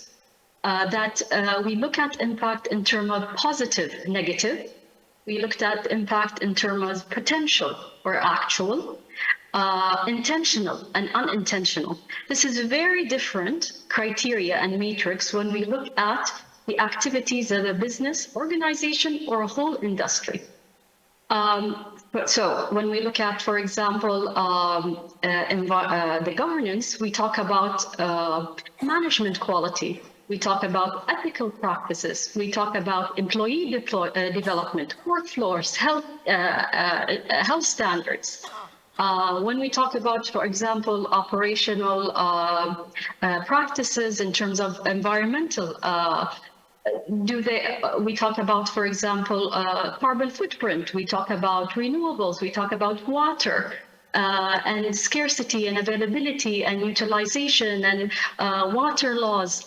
When we talk, which is a very important, which is something we talk about in terms of overall environmentally impact, but we also focus here on the social aspect, which I believe you covered during the beginning of the discussion, which is the environmental sustainability is always received as insignificant in the ESG matrix, but social is equally as relevant, and in fact it embodies the diversity, inclusion, and equity, which is the DEI indicators. Why am I giving all of these indicators or kind of this introduction? When we look at the trends right now, and how ESG, sustainability, and triple bottom line are impacting industries such as travel and tourism, we look at kind of a couple of trends. The most important trends we see, which is transparency and trust. And I believe we talked a lot about this during, I've been trying to follow up on some of the session. But the growing demand of corporate reporting on disclosure that drive information access to public is very important. And also the trust. The business's impact on society is very important to be disclosed, as there's a certain kind of expectation by all stakeholders within the, for example, travel industry, which is company has to clearly communicate, or an industry clearly has to communicate their responsibility and their impact ethically, and going back to transparency to then all stakeholders. Now, when we talk about travel industry, we need to talk about a very important aspect of growth. this growth has to be an inclusive growth, a sustainable growth, and a resilient growth. And these can only be discussed in the realm of ESG. And then we link it to the financial aspect of the triple Ps, or the triple bottom lines. When we look Shada, at that's very, I will give you more time shortly, but I wanted to follow up on your response and ask you for, if you have, from your experiences, how do governments then support industries, organizations in ensuring sustainability in terms of revenue and profit generation? How do governments support industries? Okay, so we mentioned in the beginning there is ESG players or stakeholders requires a lot of players, not only government. Government can set the tone in terms of regulations, can set the tone in terms of rules, legislations, and we see this very clearly, for example, with the Africa Trade Agreement, that this should be something that amplifies governments to work together, collaborate, in order to enhance and leverage the strength of the continent. Now, I always say that government involvement will not work alone. When we talk about ESG and the development and their role, or ESG or triple bottom line within the travel industry, we talk about the importance of building the SMEs. We talk about giving access to the communities. This needs more public participation, government, and private sector. I hope that what your answers your question. Yes, it does, Shada. We'll still need to bring in the audience, but before we did that, I want to ask. I do want to add one more thing regarding the travel industry, specifically in terms of number. Now, the recent report from the World Economic Forum has showed Africa as substantially growing in terms of the scores, in the 24 scores. And that tells you that without this inclusive growth that caters for all these ESG aspects, the whole industry as a whole will not grow. So although there is a bit of there is an enhancement in terms of the numbers and score after COVID, there still has to be more details and look inside how is this growth happening. For example, when we talk about that the travel industry in Africa grew by 21%, the jobs created in the tourism industries increased by 21%. We have to look on the type of jobs. What is the average salary? Are they considered high comparably? How are we looking at? And this is the difference when we address a question was employment or, for example, women employment versus woman empowerment. Yes, there are two different. Sorry, we so don't. They're very different. When we talk in ESG, we go dig deeper into the type of employment. How is it employed? How does it work? How does it look like? Who are the beneficiary? Are you protecting the people? Are you protecting the land? Are you ensuring clear transparency, ease of access, as well as in looking at the foreign direct investment as an opportunity for an overall growth, not an element to exploit, not to exploit. Sorry, can you hear me? Shada, I will come back to you, please, because we don't have the luxury of time, I'm afraid. I want to now ask Liane to talk about examples of these initiatives in the protection of the environment, protection of the planet, resource efficiency, waste reduction, and ecotourism practices. I'm going to talk about examples, but I'm going to link it to your question about what government should be doing.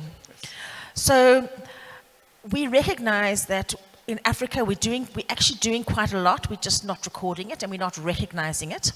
When it comes to government, we do need policies and regulations in terms of sustainability. So some countries have got them, but the important thing about the regulations is they've got to be updated.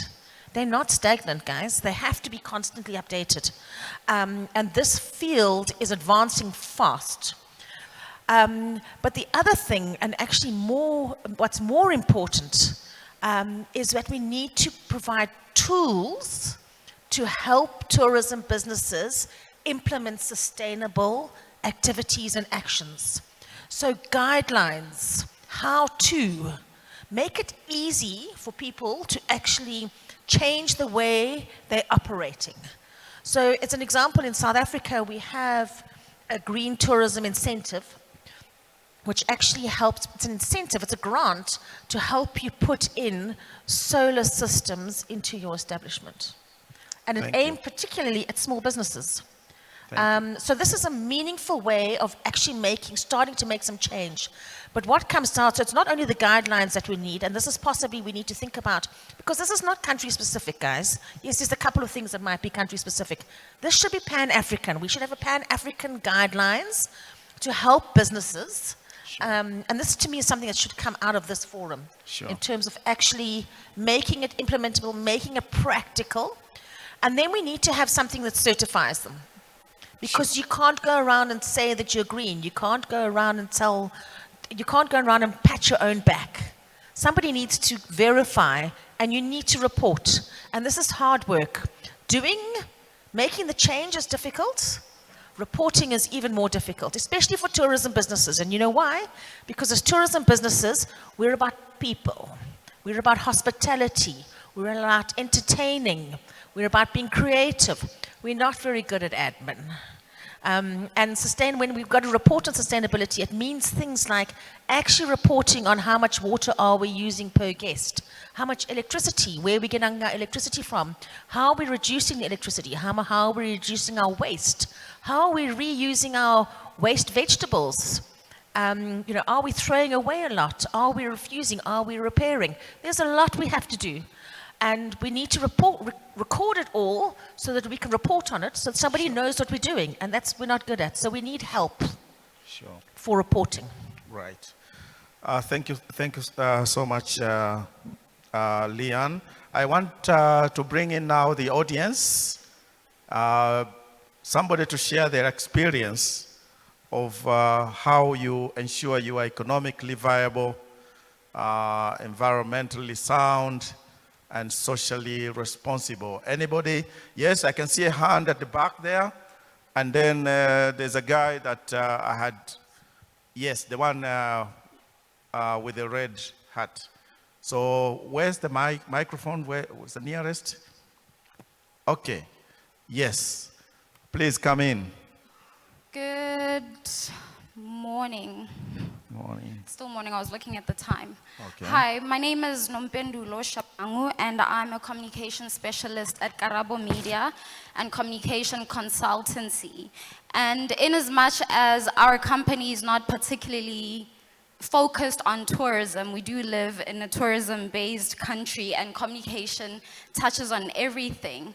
And I appreciate the points that were made by the speakers, especially by the very first one, where we talked about things such as the commodification of culture. And, as someone who works with companies in terms of curating communication strategies, when it comes to reportage, one of the things that we realize is that companies, they don't really infuse storytelling in what they do, because if you approach everything with this mindset of telling a story, then essentially you have done your reportage before you even come to your end of year reports.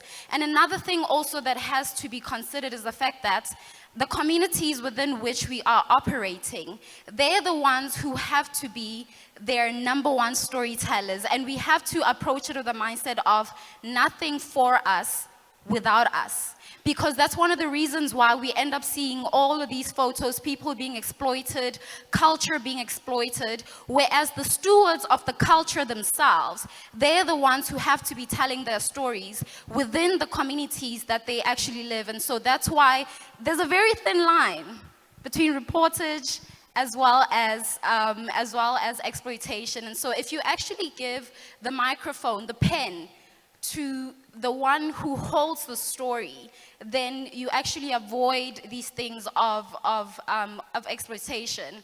And then in closing, I will say that, you know, if you study the history of Africa, you'll be able to realize, like the first speaker said, I do sincerely apologize, I didn't catch your name, but that Africa has been practicing sustainability. And I think one of the reasons we struggle to actually report on it is because it's been a culture.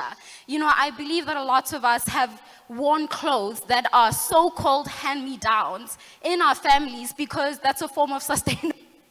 You know, we continue to give. The way that our rendezvous, our African rendezvous were built, it was with the environment in mind. And so all these things such as ESG and sustainability, these are great terms that have come in to sort of formalize something, but this is something that we've been practicing since time immemorial. So if we can only just tap into our history and what we've been doing and practicing, then we'd be able to make it easier to make it authentic in our storytelling. Thank you so much. In front here, the lady in front already has a microphone, and the gentleman in the red hat will be next.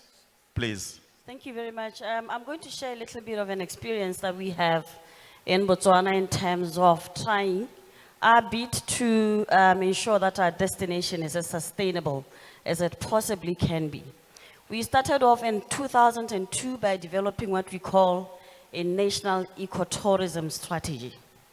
Now, this national ecotourism strategy birthed what we call the Ecotourism Best Practices Manual. It is now us now putting this strategy into practice. The strategy seeks to ensure that when we develop the product in Botswana, we do so in keeping with good environmental practice, particularly looking at the people, focusing not just on employing the people, but making the people a part of the solution.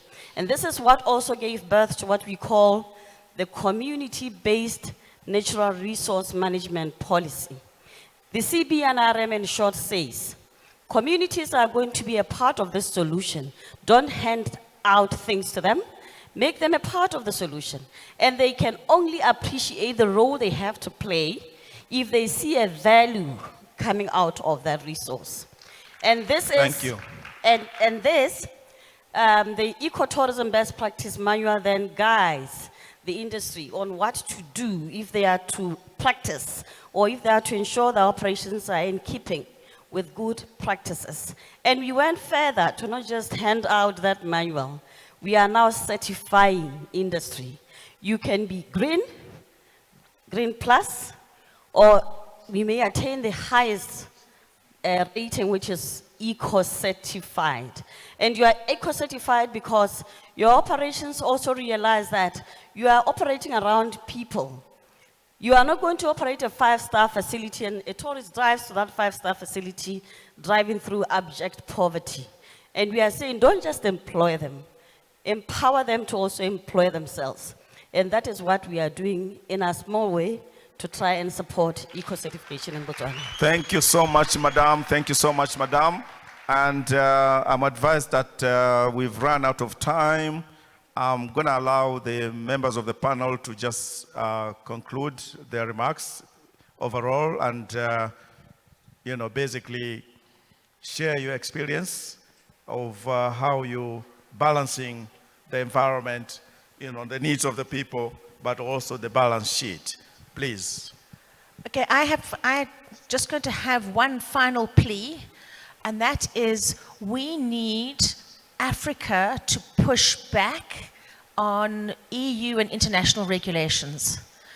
But the EU and international regulations are very much focused on the environment and less so on the people. Africa is doing well when it comes to the environment. Yes, we can do better. But we've still got our wildlife. We haven't got rid of it. We've looked after our environment. We need to look after our people, and we need to support our people. So we can't have the world dictate to Africa how we need to do sustainability. We need to push back and say this is how Africa works, and Africa needs to have its own approach to sustainability, which is people-focused. Thank you, Leanne. Please, Madam Rachel. Thank you. There is a saying which says that where there is no vision, the people perish. And my final word is let Africa have a vision. Thank you, thank you, thank you so much. A big round of applause to my beautiful girls here. No, that's not enough for beautiful girls.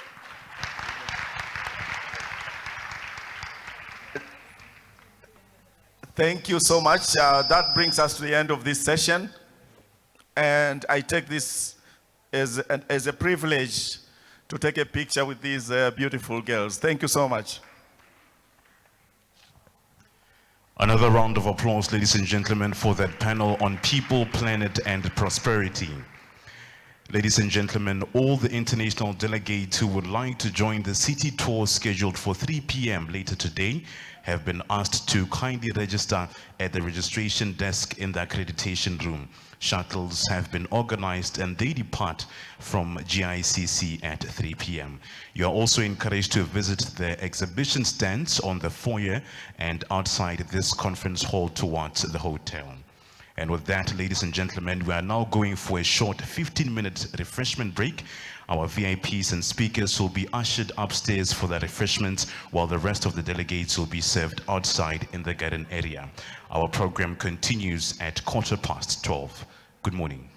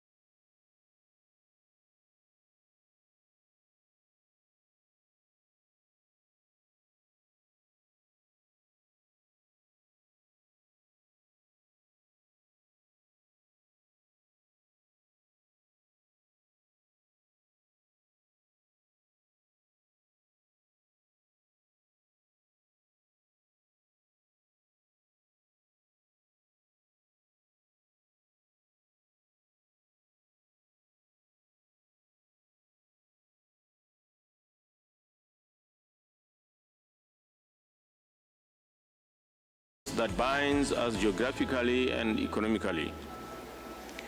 I'm informed that more than 500 participants from various African countries and the rest of the world are a part of this event here physically, and hundreds more participating virtually, as we've seen just a few minutes ago. This is a clear manifestation for a true spirit of Pan-Africanism, upon which this event derives its political, philosophical inspiration. In collaboration with AFCFTA, Africa Tourism Partners conducted a forum on tourism creatives and cultural industries, which is a pivotal event aligning with the AFCFTA Protocol on Trade and Services. This platform celebrates dynamic sectors, addresses challenges, and advances Africa's economic competitiveness through sustainable tourism and cultural development.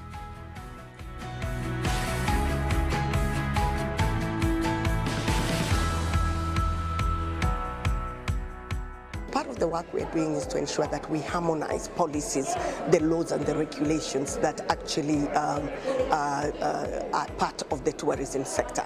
So if we are able to harmonize the laws and regulations, we bring about the predictability in the different sectors. So if we bring predictability in the tourism sector, then a tourist is more comfortable, or an investor in the tourism sector is more comfortable, because then they know what I find in Tanzania is what I'll find in Botswana, and it will be easier for the tourists to come and use the services that I have.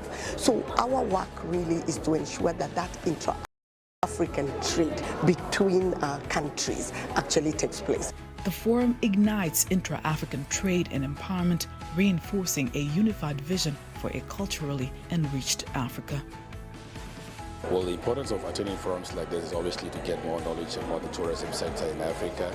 It's to get to connect with other tour operators and players in the tourism industry to learn more and to connect. We are trying to do what we call inter-Africa tourism, to build a brand tourism, or to build a tourism sector in Africa, whereby we showcase what we offer in our countries to fellow competitors. Companion other countries, and just to build the tourism sector and grow the tourism sector within Africa, whereby we teach Africans to travel in Africa. That obviously helps to grow the economy of Africa, to help grow the sectors of tourism in Africa in different parts of the countries in Africa. So the idea here is to ensure that at all levels of operation, we are able to deliver services in the quality and in the quality of service that we would want to be known for across the continent or globally. I want to see Africans consuming the African tourism product, and this requires that all of us sitting here make it possible for Africans to visit Africa, make it possible for the world to also view Africa as a destination that should be visited and a destination that should be admired. There is so much that we have in Africa. Can we show it to the world? Can we share it with the world? So really this ATLF 2023 is just about that. It's about ensuring we move a step forward. The one thing I love about a forum like this and initiatives like this is that they are literally just connecting all the dots. When we are based at home, or in South Africa rather, the market is really small.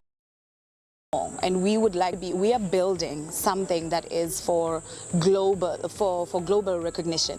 What we have created is something that the entire world would need or love to see or experience rather. So a platform like this really helps us in connecting with everybody that is relevant in the industry, everybody that will teach us something that we might not know.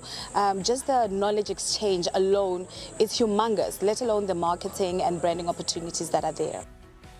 In supporting efforts of inclusivity and sustainability, the 6th ATLF provided a platform for Tourism for All project, which addresses challenges faced by people with disabilities in tourism and hospitality.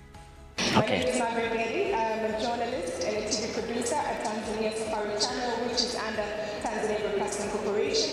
Tanzania Safari Channel is a separate channel that promotes tourism, culture, and history. And I am assisting to Madani in producing a series of documentaries called Tourism for All, and it's aimed at promoting tourism among people with disabilities. So whenever Madani cannot reach some places, I assist in the production. Simultaneously hosted with the Africa Tourism Leadership Forum and Awards 2023, the Africa Tourism Leadership Awards is the only Pan-African industry awards of its kind in Africa. It recognizes and celebrates change makers and innovation pioneered by Africans in Africa for African travel, tourism, hospitality, and aviation industries.